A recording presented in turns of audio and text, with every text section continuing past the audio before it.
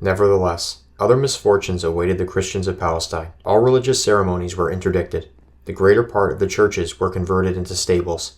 That of the Holy Sepulchre was completely destroyed. The Christians, driven from Jerusalem, were scattered throughout the countries of the East. Old historians relate that the world took part in the mourning of the Holy City, and was seized with trouble and consternation. Winter, with its frosts and storms, showed itself in regions where, till that time, it had been unknown.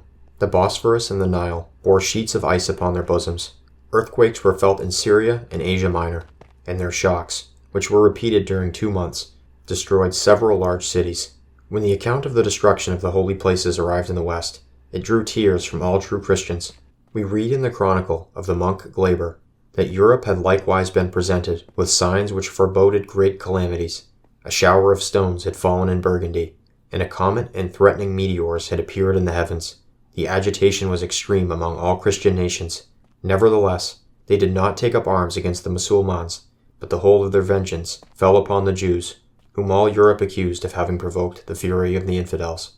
The calamities of the holy city rendered it still more venerable in the eyes of the faithful. Persecution redoubled the pious delirium of those who went into Asia, to contemplate a city covered with ruins, and to behold an empty sepulchre. It was in Jerusalem, filled with mourning, that God most manifestly distributed his blessings, and delighted to point out his will. Impostors constantly took advantage of this opinion of the Christian people to mislead the credulity of the multitude. To gain credit for their words, it was quite sufficient to exhibit letters which, they said, had fallen from heaven into Jerusalem. At this period, a prediction which announced the end of the world and the approaching coming of Jesus Christ into Palestine very much increased the veneration of the people for the holy places.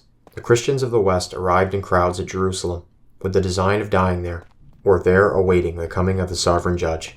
The monk Glaber informs us that the affluence of pilgrims surpassed all that could be expected from the devotion of these remote times. First were seen on the Holy March the poor and the lower classes, then counts, barons, and princes, all reckoning as nothing the grandeurs of the earth.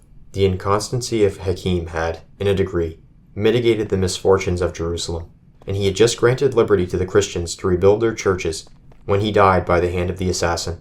His successor, guided by a wiser policy, tolerated both pilgrimages and the exercise of the Christian religion. The Church of the Holy Sepulchre was not entirely rebuilt till 30 years after its destruction, but the spectacle of its ruins still inflamed the zeal and the devotion of the Christians.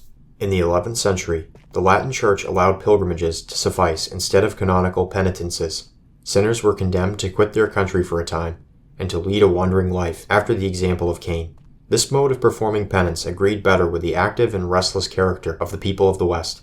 It ought to be added that the devotion of pilgrimages, whatever may be the opinion of an enlightened philosophy, has been received and even encouraged in all religions.